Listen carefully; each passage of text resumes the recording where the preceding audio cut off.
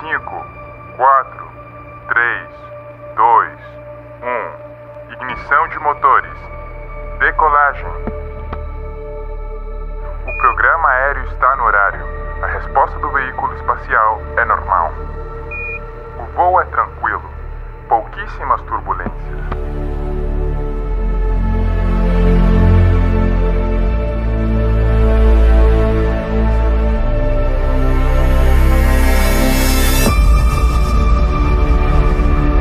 Contemple novamente este ponto. É aqui, é o nosso lar, somos nós. Nele, todos aqueles que você ama, que você conhece, que você já ouviu falar, cada jovem casal apaixonado, cada professor moralista, criadores e destruidores da civilização, todos os santos e pecadores da história da nossa espécie viveram ali, nesse grão de poeira suspenso num raio de sol. Talvez não exista maior comprovação da loucura das vaidades humanas do que esta distante imagem do nosso minúsculo mundo. Viaje no tempo para descobrir como os eventos da história do nosso mundo sugerem que não estamos sozinhos no universo e que o nosso pálido ponto azul tem um propósito.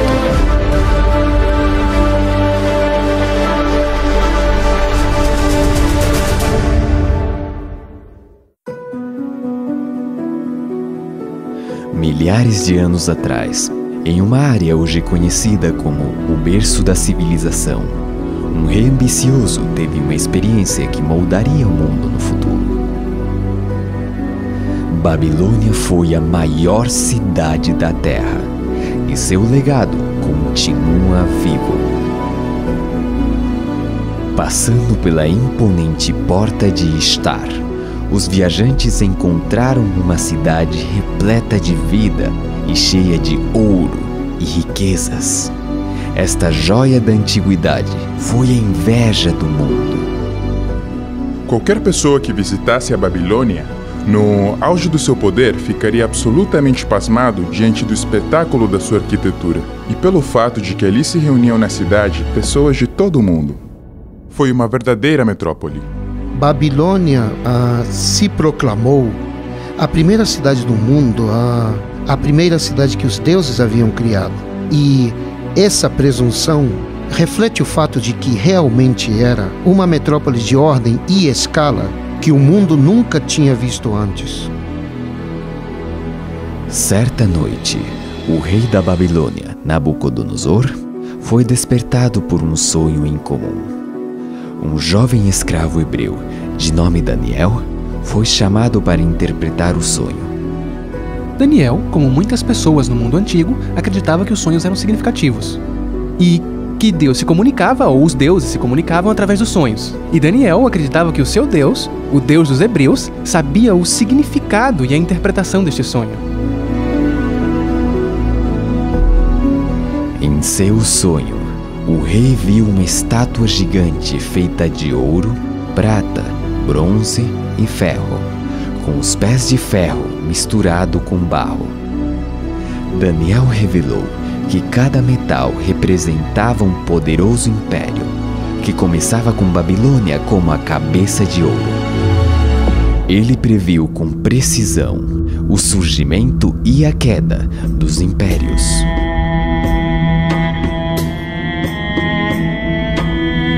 Mas que evidência há de que Daniel escreveu sobre estes eventos antes deles acontecerem? Os manuscritos do Mar Morto contêm seções do livro de Daniel e são datados do século II a.C. O historiador judeu Joséfo conta que os escritos de Daniel foram apresentados a Alexandre o Grande quando visitou Jerusalém no século IV a.C.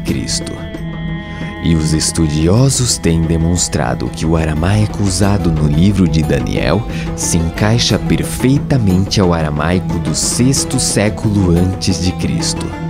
A primeira vez que ouvi falar sobre este sonho, devo admitir que estava cético. Me refiro a que É difícil acreditar que mais de 2000 anos de história humana foram antecipadamente relatadas num sonho de somente 150 palavras. E eu fui confrontado com a ideia de que ou estamos lidando com algo que poderia ser uma farsa, uma mentira, ou algo sobrenatural está em jogo. Daniel havia predito que um império representado pelo peito e braços de prata se levantaria para conquistar Babilônia.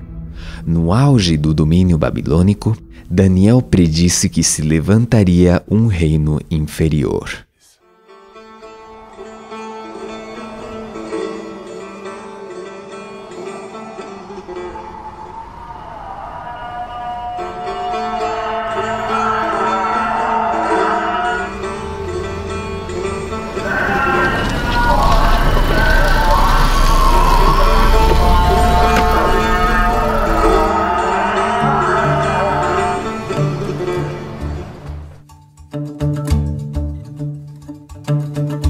Meu nome é Atefa e vivo em Shiraz, uma das cidades mais bonitas do Irã, conhecida por seus jardins e seus poetas. No meu tempo livre, adoro tirar fotos. Como mulher muçulmana, fico admirada cada vez que venho nessa mesquita. Muçulmanos, judeus e cristãos consideram Daniel como um profeta sagrado. E mais de 2000 anos atrás, um conquistador se levantaria do leste para liderar uma luta contra o poderoso império de Babilônia.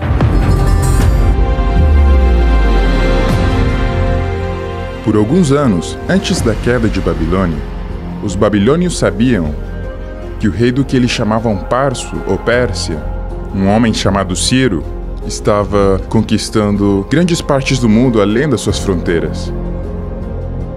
Depois de se unir com seus vizinhos, os medos, Ciro liderou os 2 exércitos em uma série de vitórias famosas, consolidando seu nome como uma estrela em ascensão.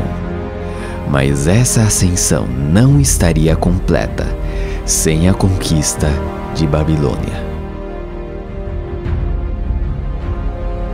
Heródoto retrata Ciro como o modelo de um grande conquistador e Babilônia como a maior conquista de Ciro, o prêmio supremo.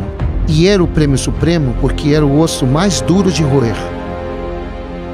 Babilônia era uma poderosa fortaleza. Suas paredes maciças, de fosso profundo, e imponentes portões impossibilitavam a conquista de qualquer força invasora. Confrontados por muralhas que não podiam ser violadas, as tropas persas identificaram o rio Eufrates como ponto de entrada. Desviando a corrente rio acima, as tropas de Ciro puderam marchar ao longo do leito do rio, por baixo dos portões, até o coração da cidade.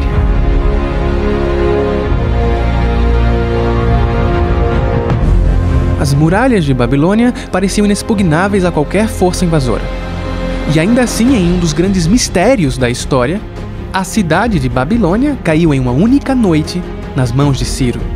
E só então, quando Ciro tomou Babilônia, é que o rei da Pérsia pôde se chamar de o rei do mundo. A conquista de Ciro lançou as bases para o Império Medo-Persa. Seus grandes complexos palacianos ainda podem ser vistos hoje. Quando percorro as ruínas dessas cidades antigas, sinto uma forte ligação com o passado. Sinto que o legado e as mensagens do passado continuam vivos hoje.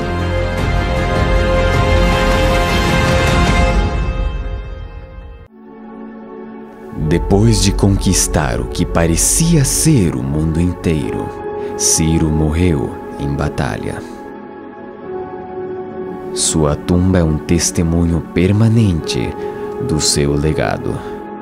Hoje, Ciro ainda é reconhecido como um dos maiores heróis do nosso país. O império que ele criou foi construído sobre a base do respeito pelos outros e um desejo de paz permanente. Eu acho que é algo que todos nós queremos.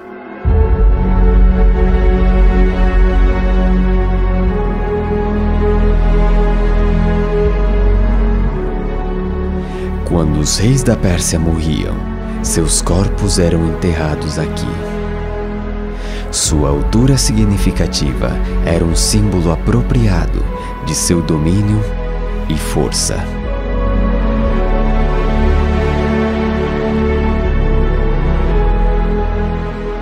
Mas há uma tumba inacabada neste lugar.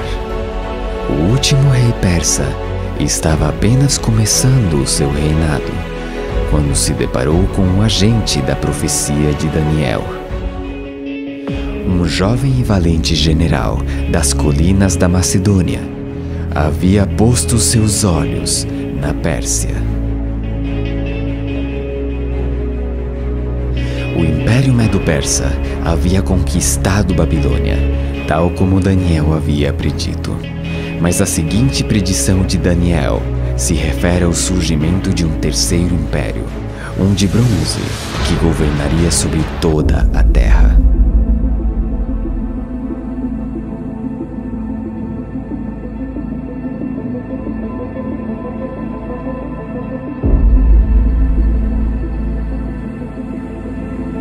Escalar aqui é uma espécie de tradição que passa de pai para filho. Temos rotas fáceis, com rochas pequenas, mas também temos as rochas grandes. A mais alta tem 250 metros. Sentimos medo ao escalar, mas é assim que se desfruta mais. Antes de subir, costumo respirar profundamente. É tranquilo lá em cima. Dá para sentir a solidão.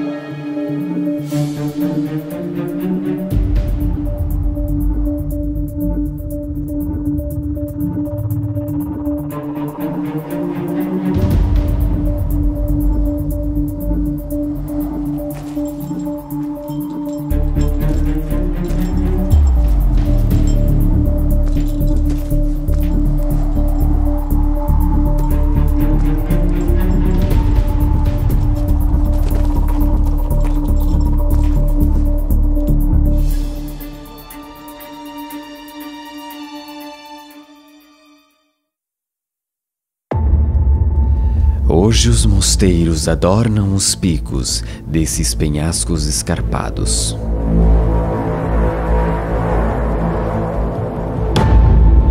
No século XIV, um monge solitário chamado Varlan escalou essas rochas íngremes para construir um mosteiro. Sob o olhar atento de um monge, existe uma pintura representando uma figura-chave da linha do tempo de Daniel. Alexandre o Grande.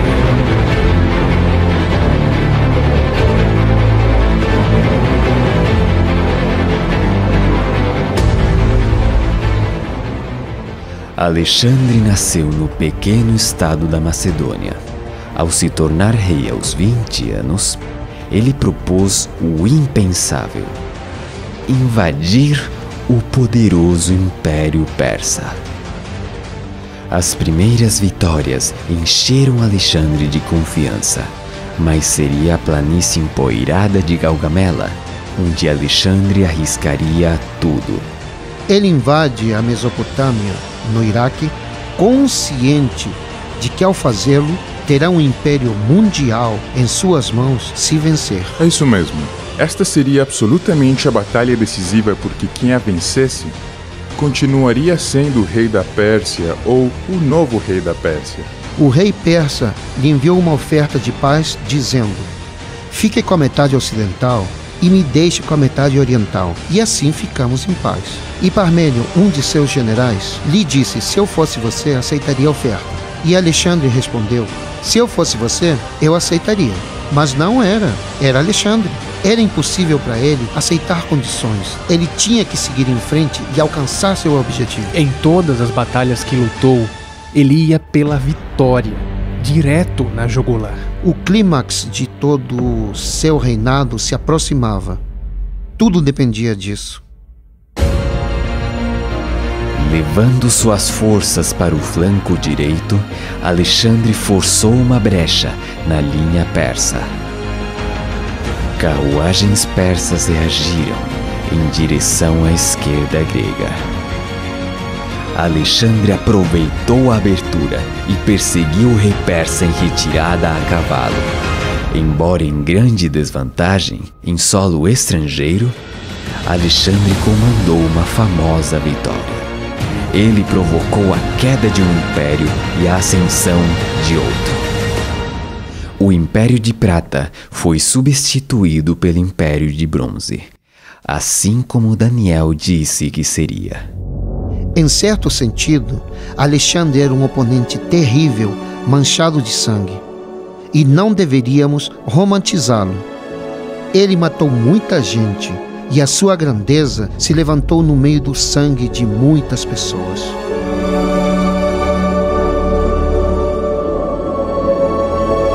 Alexandre se estabeleceria em Babilônia, no antigo palácio do rei Nabucodonosor. Mas ao refletir sobre suas conquistas, chorou, porque não havia mais terras para conquistar. Alexandre estava literalmente fazendo história. Ele marca a transição de uma era para outra.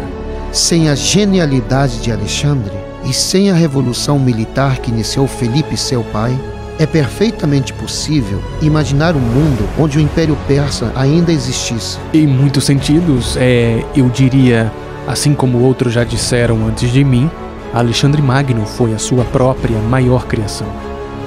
Seu império grego havia conquistado o mundo então conhecido com assombrosa velocidade. Um homem cumpriu a profecia de Daniel. Daniel previu que um quarto império tomaria o poder global. Finalmente haverá um quarto reino, forte como o ferro. E assim como o ferro despedaça tudo, também ele destruirá e quebrará todos os outros. Localizada no coração do mar Mediterrâneo, é uma cidade que passou da escuridão a se tornar o centro de um império global. Roma, Caput Mundi, capital do mundo.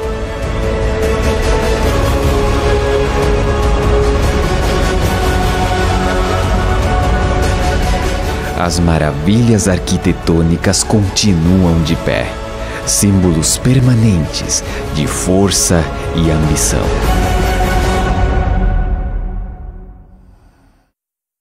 Durante mais de 20 anos, Adriano Morabito estudou os alicerces do Império Romano, profundamente escondidos abaixo do solo.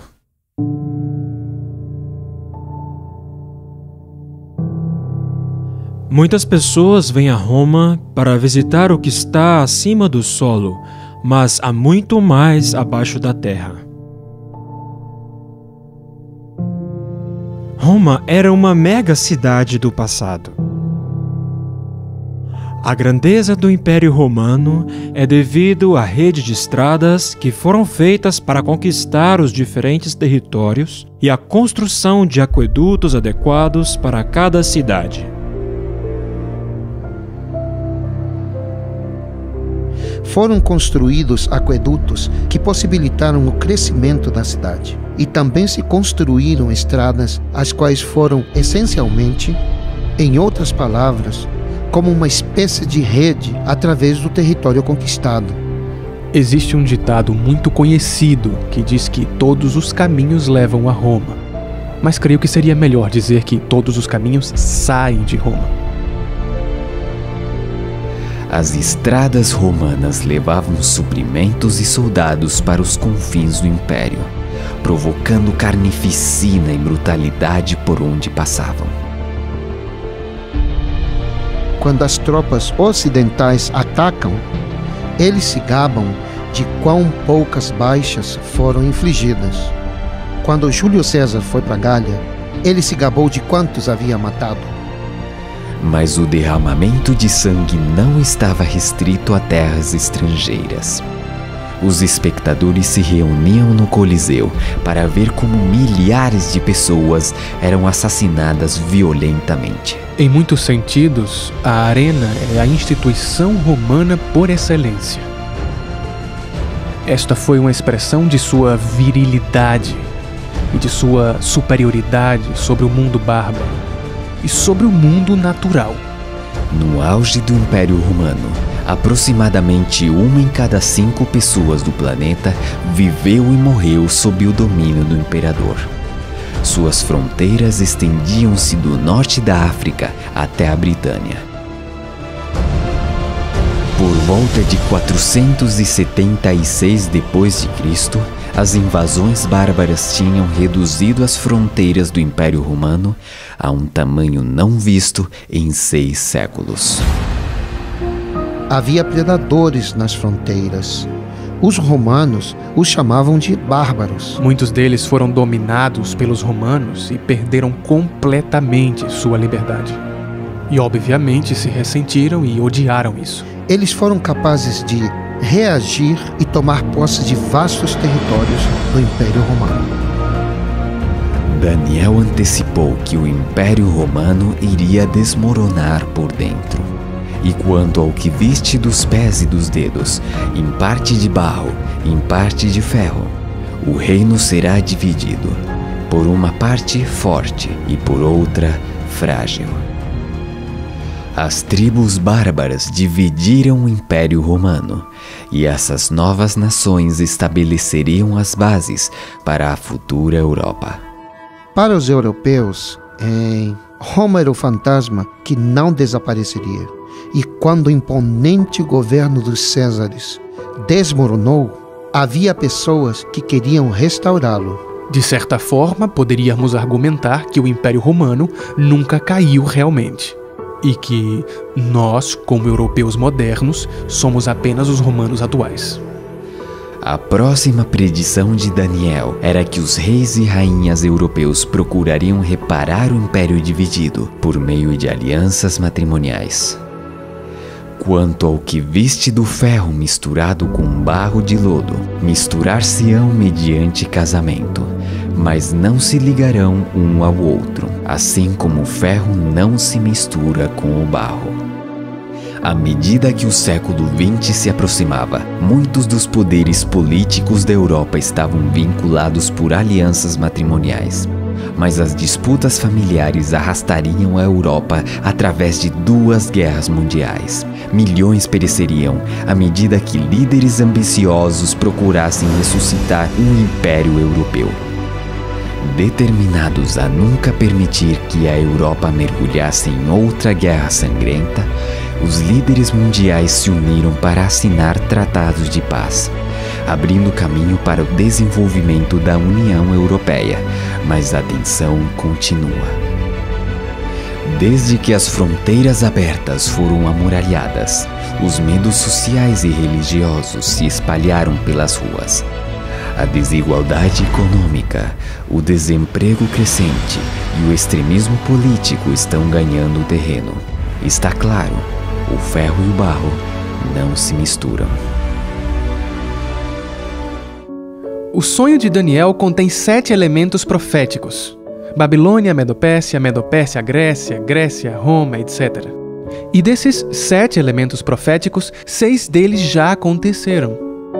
Agora basta a força da lógica e das probabilidades que sugerem que, se 6 dos 7 elementos proféticos já ocorreram, é muito provável que o 7º também ocorra. Daniel predisse que o ouro da Babilônia passaria em mãos de outro. Que o império de Ciro chegaria ao fim.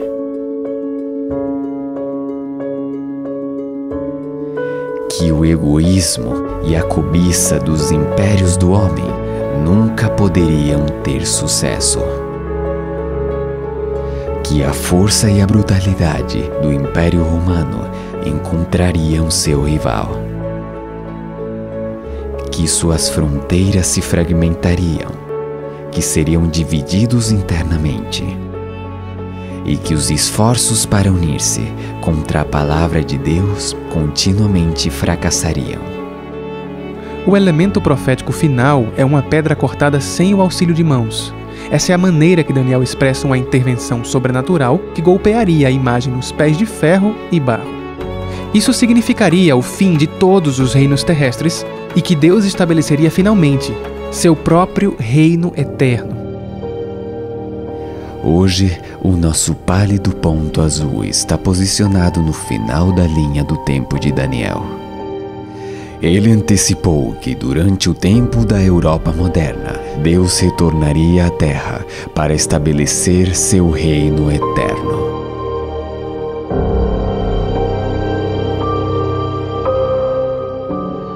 A Terra é um palco muito pequeno em uma imensa arena cósmica.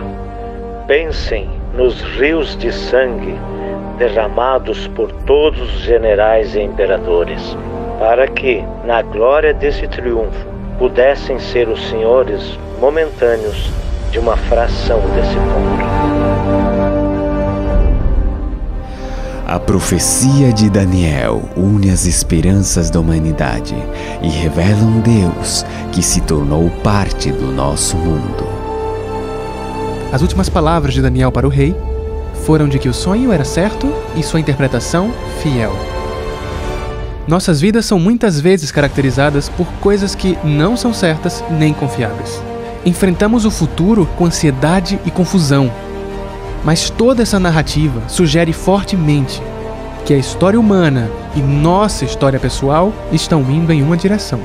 Que na verdade existe um propósito, uma esperança e até mesmo um destino.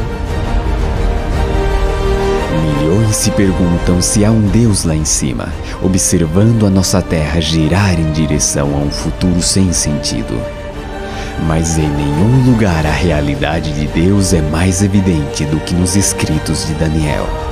Sua extraordinária revelação da história dos impérios mundiais desafia a razão e o acaso. Ele fala da mão de Deus, guiando a história do nosso mundo e do próximo reino que há de se estabelecer.